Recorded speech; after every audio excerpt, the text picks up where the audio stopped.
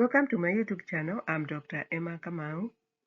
In this video, I'll be discussing Florence Nightingale's environmental theory, which comprises of 10 concepts: ventilation and warming, health of the house, good lighting, minimal noise, clean bed and beddings, cleanliness of rooms and walls, personal cleanliness, taking food and what food, which means taking adequate nutritional food.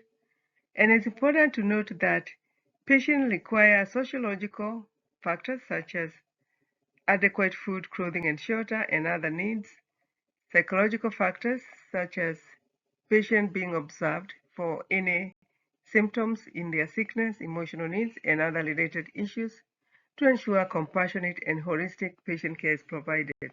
Thank you for watching. Please join me on the next video.